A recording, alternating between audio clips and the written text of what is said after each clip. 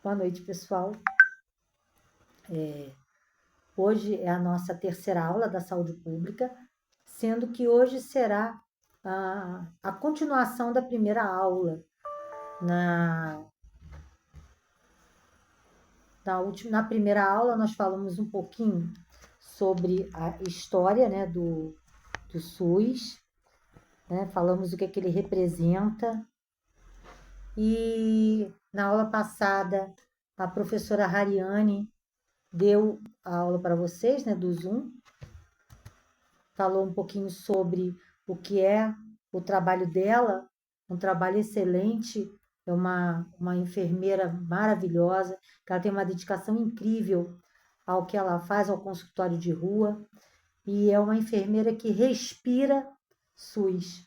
Então, eu achei pertinente trazer a experiência dela, aquilo que ela tem na rede, né?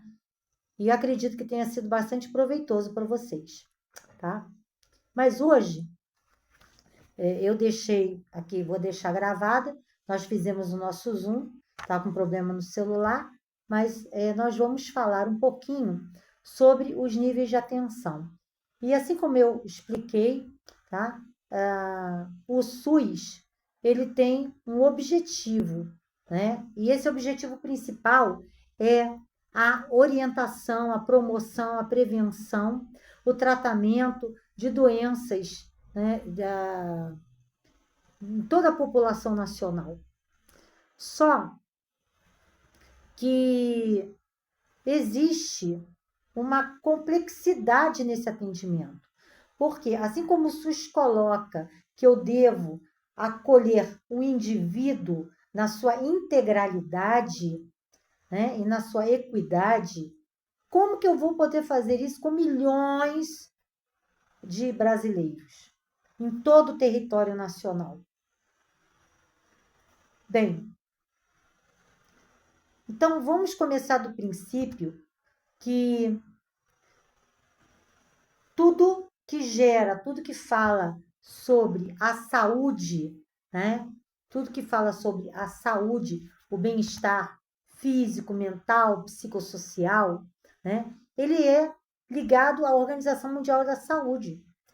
Lá, na Organização Mundial da Saúde, ela tem o dever de cuidar de toda a nação humana e também animal, de modo geral. Então, é de lá que surge toda a preocupação de atendimento à população humana. É de lá que começa a surgir todo um trabalho, um grupo de trabalho voltado para a atenção dos indivíduos, dos seres humanos e também dos animais, de todos os seres vivos desse planeta. É da Organização Mundial da Saúde. Só que ela não trabalha sozinha, ela cria fluxos, processos de trabalho para prevenção, promoção e tratamento e cuidado da saúde do indivíduo. Mas ele cria protocolos e esses protocolos, eles têm que ser adaptados para cada meio, dentro da sua etnia, da sua cultura, do seu espaço demográfico. Então, com isso, eu tenho braços de atendimento que são os Ministérios da Saúde, que, por exemplo, é o que fala aqui no Brasil. Eu tenho o Ministério da Saúde. Então, eu tenho pessoas ligadas à Organização Mundial, né, que trazem esse processo de trabalho. Ficou muito claro e definido esse passo a passo agora na pandemia. Lembram que a pandemia, ela trouxe muita coisa para a mídia, inclusive as formas como eram tratados esses fluxos de processo. Chegando aqui no Brasil, o Ministério da Saúde tem grupos de trabalho também, no qual se adequa esses processos em cada região. Por quê? Nós temos uma área demográfica gigantesca e cada lugar tem uma característica própria, cultura própria, temperatura, o meio ambiente, é tudo diferenciado. Os estados do sul do Brasil têm todo um aspecto demográfico diferenciado, climático, do que é o Amazonas, por exemplo. Bem, então, eu tenho aqui a divisão dos meus estados. Então, eu tenho a Secretaria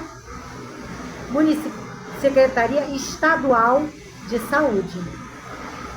Então, cada estado, eu tenho uma secretaria estadual ligada ao Ministério da Saúde, que aí, no caso, eu tenho a Agência Nacional de Vigilância de Saúde.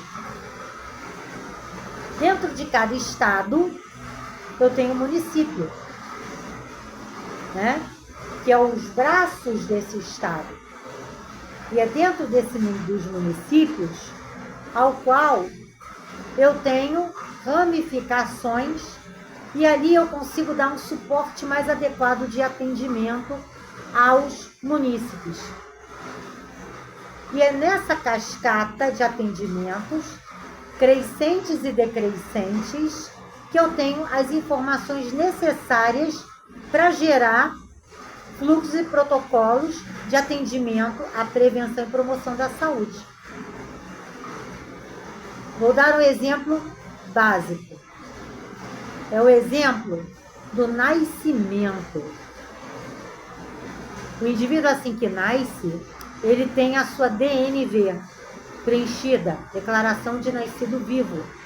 E dessa DNV, eu tenho que preencher um formulário de alimentação para o Ministério da Saúde, onde vai os dados da criança, quantas semanas de fez pré-natal, idade gestacional, peso ao nascer, perímetro cefálico, os dados da mãe, do pai. Então, só ali eu tenho um perfil de estrutura de como foi esse pré-natal daquele município. Por exemplo, quantas crianças nascem com baixo peso, quantas crianças nascem mal formadas, e assim sucessivamente. Assim eu alimento os nascimentos, também alimento os óbitos através da certidão de óbito, os tipos de óbito, se foi por hipertensão, diabetes, pneumonia, violência doméstica, violência em trânsito, suicídio, óbito fetal, natimorto, óbito materno, e assim vai. E através desses dados que são alimentados para o Ministério da Saúde, é que são desenvolvidos fluxos e protocolos. Por exemplo, também, um município que eu tenho uma média de 30 crianças que nascem por mês, eu sei que o Ministério vai me liberar 30 doses de BCG por mês, que é a minha média de nascimentos, e assim sucessivamente. Então, essa é a forma que é iniciada todo o fluxo do trabalho, de qualquer trabalho dentro da atenção à saúde, ok? Que é justamente a RAIS, Rede de Atenção à Saúde. Então, por conta disso e por conta da complexidade de atendimentos, é que o SUS teve, no seu projeto de atendimento, dividido em 3 esferas, que é o nível de atenção primário, secundário e terciário. O que retrata esses 3 níveis? Eles foram adotados para organizar os tratamentos oferecidos pelo SUS a partir de parâmetros determinados pela Organização Mundial de Saúde. Segundo, a sua finalidade é proteger, restaurar e manter a saúde dos usuários. Cada um destes níveis apresenta características e demandas específicas, tá? Então, vamos primeiro discutir sobre o que é o nível primário. O nível primário vem a ser a porta de entrada do SUS. Ele é constituído principalmente pelas unidades básicas de saúde, sobre as UBS, ou BSF, ou Estratégia de Saúde da Família, né? E essas ações, elas são voltadas para redução de risco de doenças e a proteção à saúde. Isso quer dizer que apresenta também um caráter preventivo. Nas UBSs, deve ser possível que os pacientes realizem exames de consulta rotineiro, contando com profissionais de medicina geral e familiar. Então, é ali a nível primário que eu tenho o primeiro atendimento. Por exemplo, os pré-natais de baixo risco, que é atendido na UBS, os pacientes hipertensos, diabéticos. Então, ali a gente fala que é o postinho de saúde, como se é falado, né? Então, nessa UBSF, é que ali tem o primeiro atendimento. E ali conta com o agente comunitário da saúde, o técnico de enfermagem, o enfermeiro, o médico e um agente de higienização.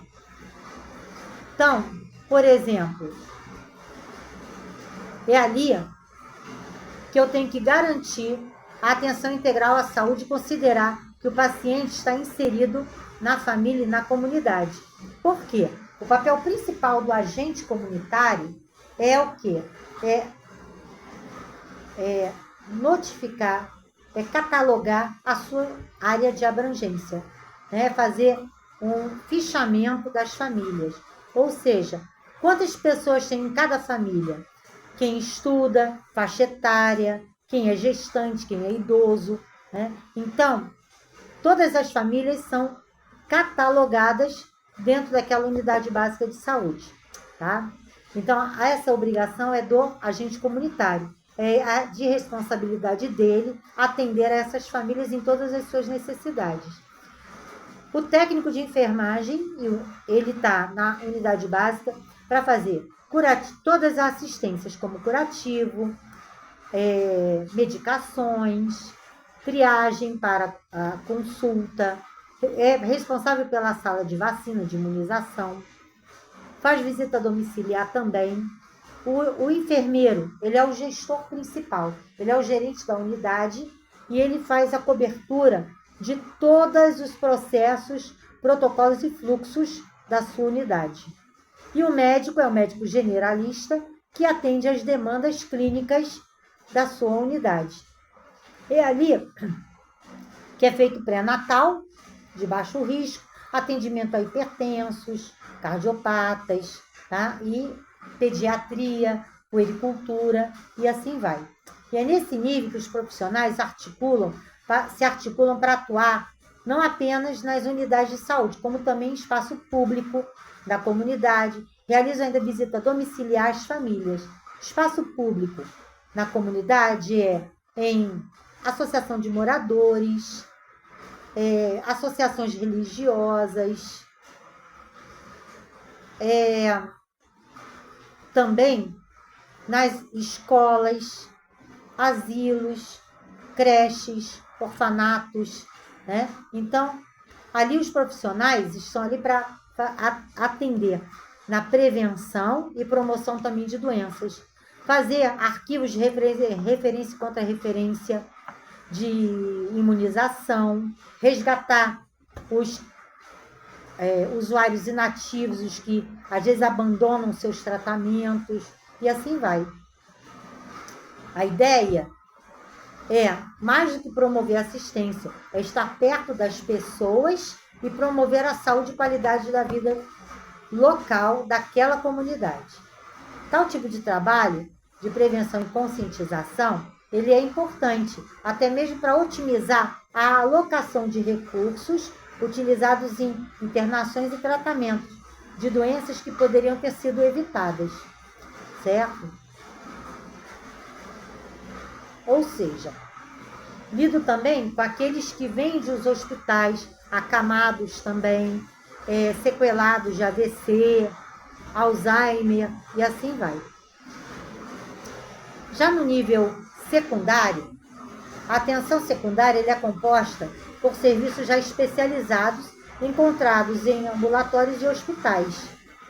Esse nível envolve atendimento direcionado para as áreas como pediatria, cardiologia, ortopedia, psiquiatria, ginecologia e mais outras especialidades médicas. A UPA, por exemplo, ela está inserida nesse contexto, na atenção secundária, tá? Como eu falei no Zoom, eu dei como exemplo a gestante, por exemplo, né? Faz um pré-natal de baixo risco, porém, ela tem hipertensão, é diabética, ou o bebê está com algum problema, então ela vai para o nível secundário, ela vai para o alto risco. Um cardiopata que não responde ao tratamento de antihipertensivos, no caso, na atenção básica, então ele vai para um cardiologista. Então, os encaminhamentos que o postinho faz para o especialista, tá? Ainda nesse nível secundário, são encontrados nos hospitais e centros de atendimento dessa categoria equipamentos para exames mais avançados, como ecocardiograma, endoscopia.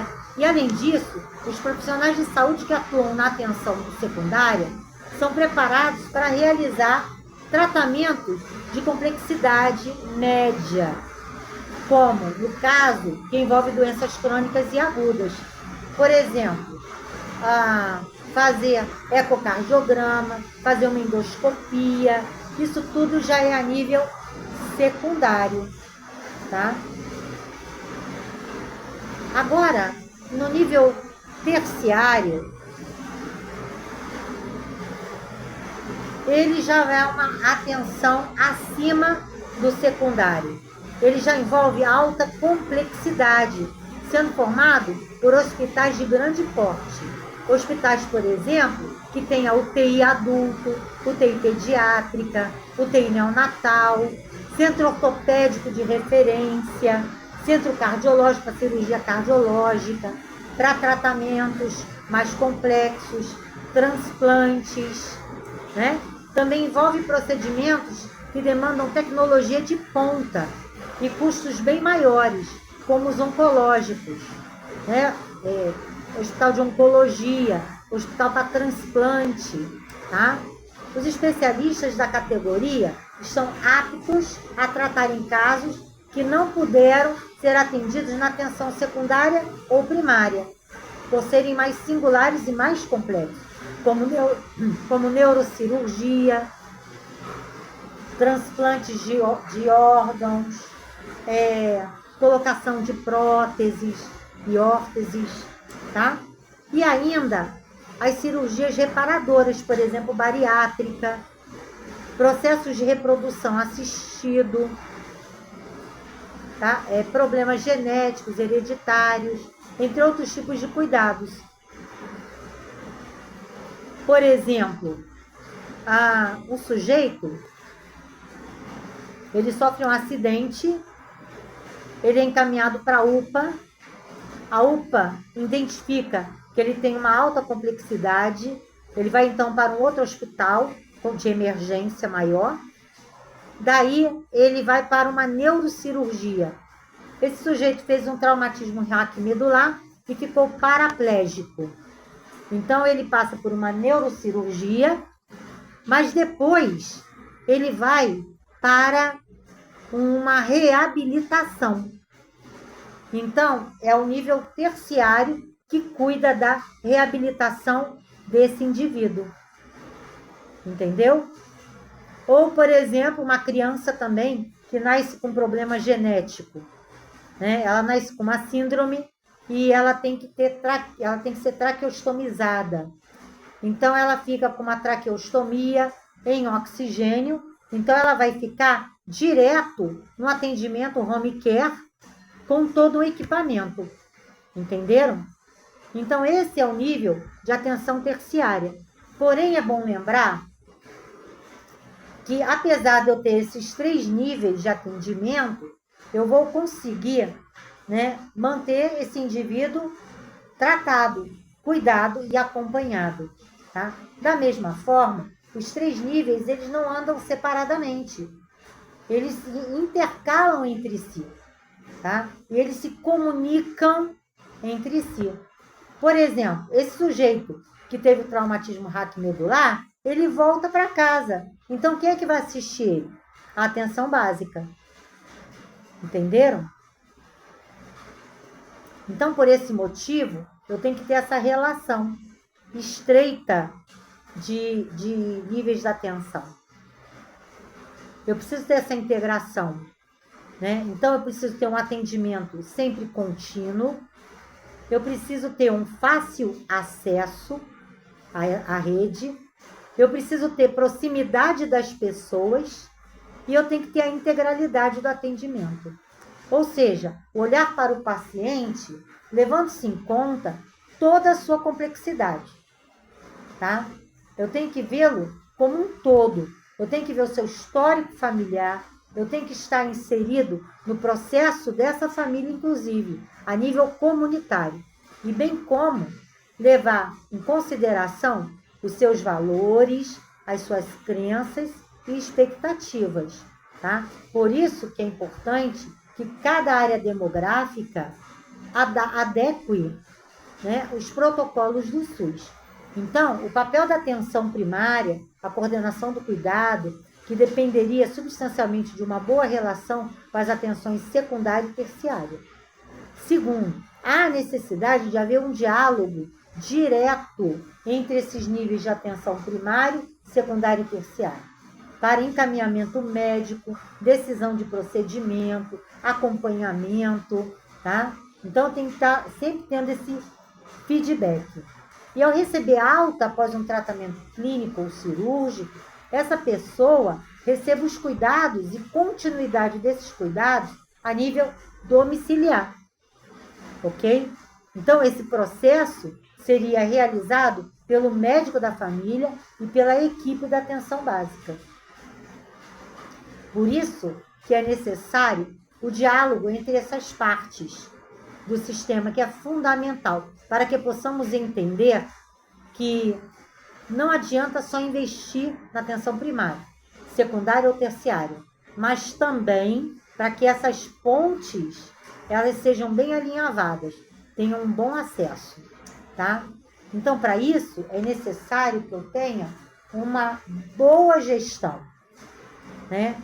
Então, embora esses níveis tenham cada um as suas especificidades, as estratégias para a melhora do sistema público de saúde pode beneficiar igualmente a todos eles, como, por exemplo, classificação de risco para o atendimento, encaminhamento para médico especializado, né, o mais precocemente possível, o prontuário único.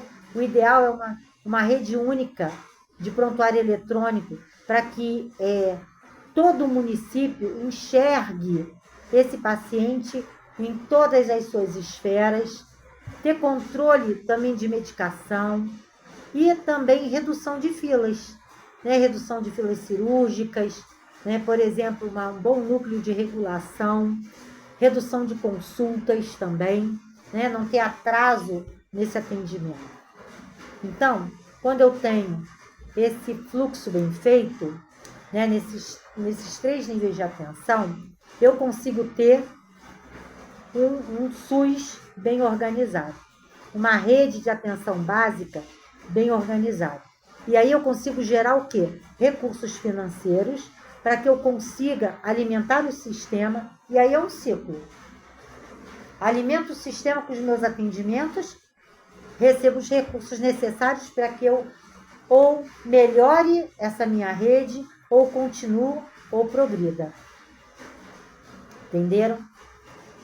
Então, essa é a rede de atenção primária, secundária e terciária no SUS, que nós já tivemos a conversa pelo Zoom e agora gravada, tá? Deixei também na plataforma as atividades 1 e 2, os dias específicos de cada uma, né? E vocês terão que me entregar por e-mail, pode ser em grupo ou individual, em forma de PDF, e também o dia da nossa avaliação na plataforma, tá? Eu espero que seja, coloquei aqui, né? Na atividade diversificada 1 será no dia 15 de março, a entrega do trabalho. A atividade 2 será no dia 12 de abril e a avaliação na plataforma 3 de maio, sendo o nosso último dia de aula, dia 10 de maio. Lembrando que dia 29 é feriado, né, e não teremos aula na plataforma. Ok? Pessoal, bom estudo para todos, tá? Boa noite.